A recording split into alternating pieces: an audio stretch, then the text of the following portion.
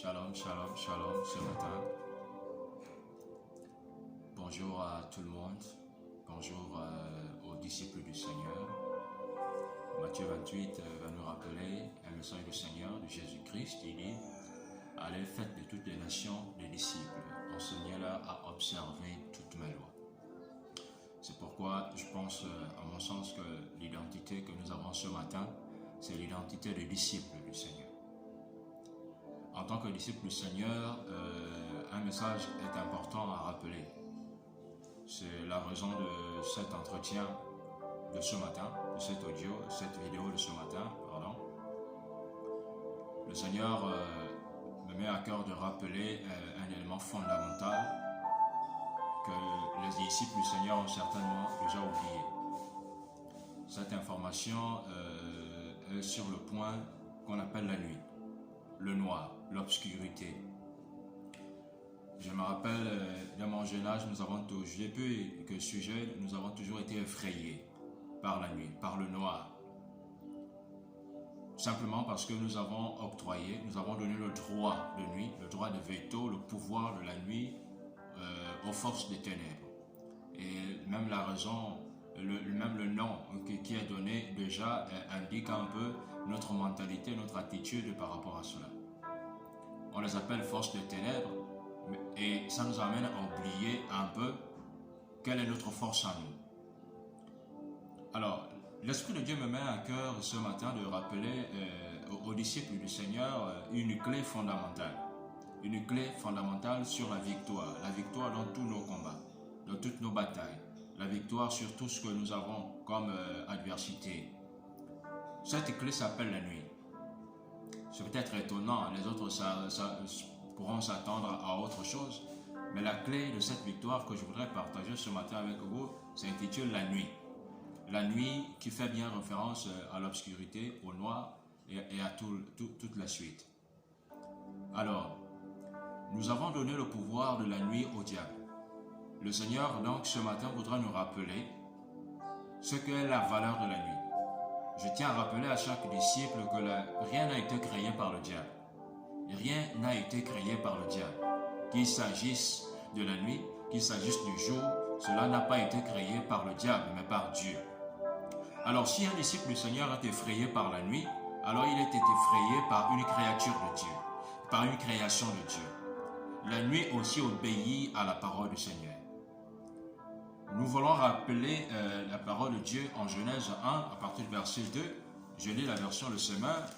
La parole de Dieu va nous rappeler ceci, qui est fondamental, que nous lisons peut-être tous les jours, mais en oubliant la portée et l'importance. La parole de Dieu va rappeler Genèse chapitre 1, à partir du verset 1, je commence. Version Le Semeur. Au commencement, Dieu créa le ciel et la terre. Or, la terre était alors informe et vide. Les ténèbres, la Bible rappelle bien, les ténèbres couvraient l'abîme et l'Esprit de Dieu planait au-dessus des eaux. Alléluia. Donc, au commencement de la création de Dieu, il y a le noir, il y a les ténèbres, il y a l'obscurité. Et l'élément fondamental que nous voulons retenir à l'intérieur, c'est qu'à l'intérieur de cette obscurité-là, ce n'est pas le néant. Le noir ici n'est pas synonyme de néant. Le noir ici n'est pas synonyme de possession des ténèbres, du diable. Non, la Bible nous dit qu'à l'intérieur de ces ténèbres, il y avait l'Esprit de Dieu qui planait au-dessus des eaux. C'est une révélation très importante. L'Esprit de Dieu était au-dessus des eaux. Alors, ceci dit, que lorsque je suis dans le noir, je ne pense pas au diable, je pense à l'Esprit de Dieu qui s'y trouve. Alors la parole de Dieu va dire, lorsque tu pries, ne sois pas comme ces hypocrites qui se mettent à crier. Mais toi, quand tu pries, va dans ta chambre, ferme ta porte. Et là, ton Père qui est dans le lieu secret. Dans le lieu secret, c'est quoi? Dans le noir, lorsqu'on dit rentre dans ta chambre, c'est ferme tout. C'est-à-dire, et lorsque tu fermes tout, même lorsque tu fermes tes yeux, tu vois en fait du noir. Mais est-ce que dans ce noir-là, il n'y a que le noir? Est-ce que ce noir est synonyme de néant? Non. Ce noir te permet d'entrer vers la clé du royaume. L'une de ces clés, c'est le noir. Et parce que à l'intérieur de ce noir, je vais rappeler à un disciple du Seigneur ce matin que le noir, c'est à l'intérieur de ce noir que l'Esprit de Dieu s'y trouve. Pourquoi est-ce que j'évoque ce sujet ce matin? La Bible va nous rappeler, la parole du Seigneur va nous rappeler dans Proverbe 6:6 un peu de fatigue, un peu de croiser les mains, un peu de sommeil, et la pauvreté te surprendra. Alors nous rappelons cet élément parce que nous avons constaté que la plupart des enfants de Dieu, sinon presque tous les enfants de Dieu, dorment la nuit, et parce qu'ils ont octroyé le pouvoir de la nuit au diable. Ils ont dit au diable, prends le contrôle de la nuit. Ils ont dit au diable, prends le contrôle du noir, prends le contrôle pendant que je suis en train de dormir. Et ce qui fait que pendant que tu dors, pendant que nous dormons, le diable est en train de œuvrer activement pour pouvoir détruire les destinées, détruire les vies, détruire la progéniture, détruire les projets des enfants de Dieu, détruire même la foi. Alors, nous voulons te rappeler ceci. Au commencement, l'Esprit de Dieu se mouvait dans les ténèbres, dans le noir. Alors, le noir que tu négliges, tu te dis, Dieu est lumière. Donc, du coup, tout ce qui appartient à Dieu se fait pendant la nuit, le jour. Non, mais moi je te dis, la création a commencé par un état de nuit, un état de ténèbres. Je vais donc rappeler à quelqu'un aujourd'hui que si tu veux retrouver la victoire dans ton combat, alors apprends à combattre la nuit. Apprends à prier la nuit. Alors, Proverbe chapitre... Job, chapitre 7 va nous rappeler ceci. Job 7, partir du verset 1, va nous rappeler un détail important que nous avons certainement oublié déjà depuis longtemps. Les enfants de Dieu ont oublié cet élément. Nous lisons Job chapitre 7, partir du verset 1. Moi je suis toujours à la version de Semeur, parce que c'est une version que j'ai depuis longtemps. J'aime bien cette manière de traiter, le français qui est utilisé, je l'aime bien. Job chapitre 7, verset 1 va dire, le sort de l'homme sur la terre est celui d'un soldat, et ses jours sont semblables à ceux d'un mercenaire. Job te rappelle que tu es un soldat, que je suis un soldat. Notre sort, le sort de l'homme, on n'a pas donné une identité particulière. Si tu es un homme, alors ton sort est celui d'un soldat. Le même livre de Job va nous rappeler ceci. L'histoire de Job, c'est qu'il a été frappé de maladie. Ça paraissait comme étant une forme d'injustice. Mais à un moment donné, Dieu, je vais rappeler le texte après, Dieu va dire à Job, mais tu te plains, as-tu commandé au jour? As-tu commandé au jour? Ça veut dire qu'aujourd'hui, tout homme a le pouvoir de commander au jour. Mais tu commandes le jour au jour à partir de quel instant? Tu commandes justement au jour avant que le jour ne se lève. Voilà pourquoi les sorciers se sont mis en activité pour pouvoir maudire, pour pouvoir mettre des totems, pour pouvoir mettre des fétiches sur les routes, pour créer des accidents. Mais aujourd'hui, on constate que le matin, les accidents se produisent tels qu'ils l'ont prédit, tels qu'ils l'ont prévu dans la nuit. Je viens te rappeler ce matin, en tant que soldat du Seigneur, en tant que disciple du Seigneur, que c'est la nuit, c'est pendant la nuit que tu es capable de poser les fondamentaux de ta vie et qui ne pourront se concrétiser que le matin. C'est pourquoi je viens te rappeler que chez les Hébreux, le terme nuit est interprété en tant que veille. Donc ils disent que la nuit, c'est le point du coucher jusqu'au lever du soleil, qui est scindé en 4 veilles. Donc la veille, c'est ce qu'on appelle la nuit. Donc la nuit n'est pas faite pour dormir nécessairement, parce qu'on voit bien des gens qui dorment en pleine journée. Ça veut dire qu'ils dorment en journée, il y en a qui dorment en journée, qui travaillent en journée. Ça veut dire que pendant que certaines personnes dorment la nuit, d'autres aussi travaillent la nuit. Ce n'est pas nouveau sous le soleil, ça se voit bien. Et le bilan aujourd'hui que nous pouvons faire, c'est que toutes les fois qu'on travaille la nuit, tous ceux qui travaillent la nuit, tous ceux qui étudient la nuit, même en tant qu'élève, nous avons constaté que quand tu étudies la nuit, tu as l'impression que se poser la leçon rentre mieux. Mais tous ceux qui vont tenter de pouvoir bûcher une leçon en matinée, ça devient plus compliqué, ça devient plus brouillon, tout est un peu éveillé et ça revient compliqué. C'est pourquoi, bien aimé, ce matin, il y a des veilles. Je vous rappelle ce matin la victoire de Saül. Samuel, c'était le prophète et Saül, c'était le roi.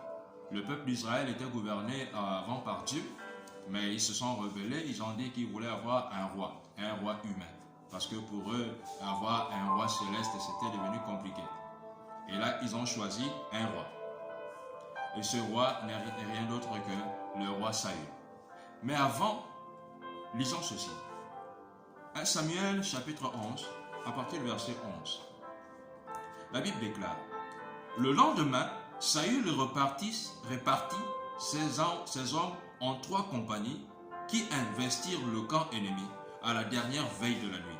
Ils battirent les Ammonites jusqu'au moment de la plus grande chaleur.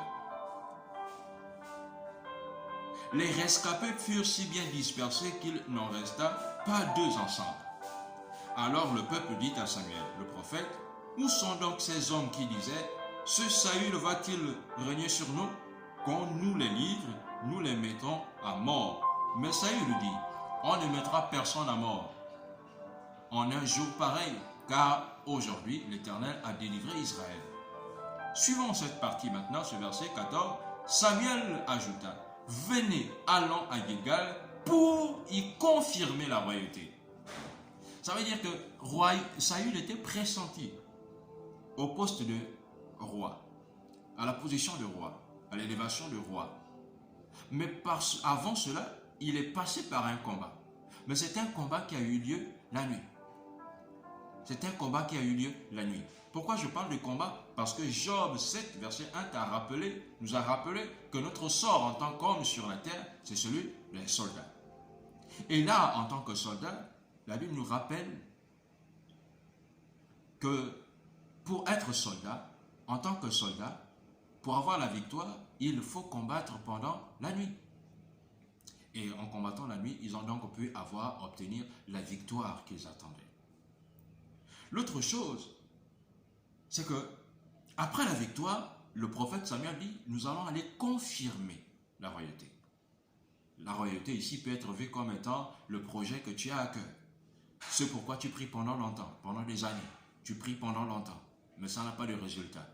Alors, pour confirmer ça, il faudrait que tu te mettes dans ta posture de soldat et tu ailles combattre. Et le combat, il y a des combats qui ne peuvent avoir des résultats que lorsque tu combats en pleine nuit. Parce que justement, le diable te combat le plus la nuit. Le diable a des projets contre toi pendant la nuit. Le matin, ce n'est que la confirmation de ce qu'il a prédit, de ce qu'il a disposé comme piège, comme embûche, comme trépas. Tout ça, ça t'arrive la journée. La nuit, tu n'attrapes pas le fusil nocturne. Tu attrapes le fusil nocturne quand tu te lèves le matin, parce que ça a été posé à ta porte la nuit. Alors, si toi aussi tu veux avoir la victoire sur le camp adverse, alors fais ce qu'il faut. Nous rappelons que la Bible nous dit que le diable est notre adversaire. Peut-être que nous l'avons oublié. Le terme adversaire signifie simplement que nous sommes en compétition, que nous sommes en confrontation. C'est à l'image d'un match de football. Nous rappelons que pour un match de football, il y a 2 camps. Il y a un camp qui doit marquer des buts. Et n'oublions pas, ce match de football se joue en 2 mi-temps. Considérons que la première mi-temps c'est la nuit, la deuxième mi-temps c'est le jour. Alors, si toi tu dors pendant la nuit et que les autres sont là à travailler pendant la nuit, ça veut dire que tu auras une mi-temps de perdu. Attention, la remontada n'est pas donnée à tout le monde. La plupart du temps, les enfants de Dieu ne font pas de remontada, ils perdent le match parce qu'ils ont perdu un moment clé du match. Le moment clé du match, c'est qu'ils ont dormi pendant la nuit alors que le diable œuvre la plupart du temps la nuit. Voilà pourquoi on parle des œuvres infructueuses des ténèbres. Ça veut dire que le monde des ténèbres, le monde de diable travaille beaucoup plus la nuit. Voilà pourquoi ils ont beaucoup plus de résultats. Il ne faut pas se mentir. Ils ont beaucoup plus de résultats. Notre vie est tellement déjà engloutie que lorsque nous réagissons, c'est pour chercher les détails, pour chercher les infimes bénédictions, alors que la grosse partie de la bénédiction a été bloquée par le diable. Rappelez-vous, si vous négligez ça, rappelez-vous qu'avec Daniel, il a prié depuis le premier jour, mais la bénédiction, la réponse a été bloquée pendant 21 jours. Ça veut dire que le diable a la possibilité de bloquer les bénédictions. Mais il a fallu une prière incessante, un combat incessant de Daniel pour que le résultat arrive jusqu'à lui. Il priait aussi la nuit. Il avait un calendrier de prière assez discipliné. Nous avons aussi l'histoire d'Exode, chapitre 14, partie verset 10. Nous allons remarquer que la traversée, même lorsque le peuple est sorti d'Égypte, à la traversée du désert, Exode 14 va nous rappeler qu'en fait, le peuple d'Israël a traversé la mer Rouge en pleine nuit. La parole va nous rappeler qu'il y avait l'ange de Dieu qui marchait devant eux. Mais lorsqu'ils traversaient, l'ange de Dieu, de l'Éternel, est allé derrière eux. Et il s'est mis entre le camp égyptien et le camp israélite. Ceci, la Bible nous rappelle que l'ange de l'Éternel éclairait pendant la nuit, éclairait le peuple d'Israël pendant la traversée et mettait de l'obscurité dans le camp égyptien. Ça veut dire que le miracle le plus puissant, la division de la mer, s'est fait la nuit. Le peuple d'Israël, la sortie, ceci dit que, parce que l'Égypte ici représente l'esclavage, représente tout ce qu'il y a de pire, tout ce qu'il y a de tortueux, tout ce qu'il y a de mauvais pour toi, tout ce qui arrive dans ta vie qui ne marche pas. Ça c'est représenté par l'Égypte. Mais la Bible nous dit que la sortie de l'Égypte, la séparation d'avec l'Égypte, parce que Moïse va dire, attention, ne vous plaignez pas, les Égyptiens que vous voyez aujourd'hui, vous ne les verrez plus. Et moi je peux te dire, la malédiction que tu vois aujourd'hui, tu ne la verras plus. La misère que tu vois aujourd'hui, tu ne la verras plus. Mais ça, il a dit à quel moment? Il a dit en pleine nuit, parce que c'est pendant la nuit que le miracle le plus grand, c'est que la séparation entre l'Égypte et Israël s'est produite. Parce que dès qu'ils ont traversé la mer Rouge, ils n'ont plus vu l'Égypte, ils n'ont plus vu les Égyptiens, ils n'ont plus vu Pharaon, ils n'ont plus vu l'esclavage. Donc aujourd'hui, le moyen pour toi de te séparer de tout ce qui arrive dans ta vie, c'est de traverser la mer Rouge. Et c'est à quel moment? C'est pas en plein jour, c'est en pleine nuit. Alors si tu aimais dormir la nuit, alors moi je te dis que la nuit c'est l'heure de la traversée. Les veilles de nuit, ce sont les périodes de traversée, de traverser de la mer Rouge. De traverser la mer Rouge et de créer une séparation d'avec le monde de l'Égypte. On trouve ce texte, cette histoire, dans Exode chapitre 14. Nous avons aussi l'histoire de Gédéon. Gédéon c'est un combattant, c'est un soldat, c'est un militaire. Tel que notre sort est celui d'un militaire, Gédéon l'a bien compris. Juge va nous rappeler, Juge chapitre 7 va nous rappeler que l'Éternel se révélait le plus souvent à Gédéon en pleine nuit. Nous pourrons aller chercher ce texte pour essayer d'avoir un peu des fondamentaux, des appuis sur notre texte. Nous lisons Juge chapitre 7. Je vais lire à partir du verset 9. Cette nuit-là, l'Éternel dit à Gédéon, va, descends attaquer le camp de Madianite, car je le livre en ton pouvoir. Amen. Le verset 9 lui dit, c'est pendant la nuit, cette nuit, c'est cette nuit. J'ai rarement vu des périodes où Dieu s'adressait à ses serviteurs en plein jour. C'est peut-être lui arrivé, ça arrivait, oui, mais c'était rare.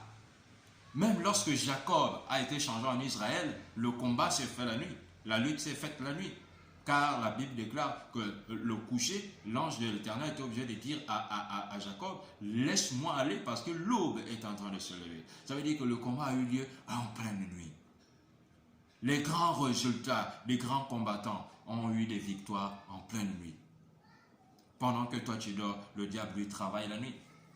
Et si nous continuons l'histoire de Juge, nous allons constater que Gédéon a eu des résultats parce que ses conversations avec Dieu n'avaient lieu que la nuit. Lorsque Dieu parle à Abraham et pour parler du sacrifice d'Isaac, ça se fait en pleine nuit pendant que Sarah est en train de dormir. Nous ratons beaucoup de miracles, beaucoup de révélations, beaucoup d'entretiens, beaucoup de communion avec Dieu parce que nous avons pensé que Dieu n'est que le Dieu du jour. Parce que nous avons pensé que le diable gère la nuit et Dieu gère le jour. Je dis non, je vous rappelle que non, Dieu gère tout. Nous avons aussi ce texte de Matthieu chapitre 14, verset 25, qui nous rappelle que c'est pendant la nuit que Jésus a marché sur les eaux. J'ai envie de dire, prenez la référence. L'Esprit de Dieu se mouvait au-dessus des eaux, pendant les ténèbres. Jésus marchait sur les eaux, dans les ténèbres. Les disciples ont été surpris, ont été apurés, et il a dit, ne vous inquiétez pas, c'est moi. Pendant la nuit, il y a des choses extraordinaires qui se passent. Il y a des mystères qui se déclenchent. Il y a des choses qui ne se voient pas en plein jour, qu'on voit la nuit. Il y a des choses aussi, il y a aussi une dimension spirituelle que tu n'atteindras pas si tu n'es qu'un combattant de jour. Deviens combattant de nuit, tu verras ta vie changer et transformer, plus que jamais. Pour terminer, regardons ensemble Marc chapitre 13. Si Matthieu nous a montré comment Jésus marchait sur la mer, sur l'eau, en pleine nuit, je vous rappelle aussi que Jésus a été arrêté en pleine nuit. au jardin de Gethsemane, la Bible nous rappelle que Jésus est allé, s'est éloigné pour prier, vers la 3e heure. Et lorsqu'il est revenu, il a dit à ses disciples, vous avez été incapables de veiller avec moi. La nuit a pour définition veille. Chez les Hébreux, nuit c'est veille. Donc ce qui vient du verbe veiller. Voilà pourquoi Marc 13, verset 33 va nous dire, soyez vigilants, restez sur vos gardes, puisque vous ne savez pas quand viendra le moment. Les choses se passeront comme lorsqu'un homme quitte sa maison pour un long voyage et en laisse la responsabilité à ses serviteurs, en confiant à chacun sa tâche. Il commande au portier. La Bible nous rappelle dans Ézéchiel que nous sommes des sentinelles. Si une sentinelle voit le danger arriver et n'avertit pas, le sang des personnes qui mourront seront sur cette personne. Donc il va commander au portier de veiller. Nous sommes des portiers, nous sommes des soldats. Un soldat, c'est celui qui reste à la porte pour avertir du danger. Tel qu'il y a, de la même manière qu'il y a une armée terrestre qui nous avertit lorsque les forces étrangères nous attaquent. De la même manière, sur le plan spirituel, un soldat que nous sommes, nous devons veiller pour protéger les autres, pour nous protéger même nous-mêmes, pour protéger nos enfants, pour protéger nos intérêts spirituels et aussi physiques.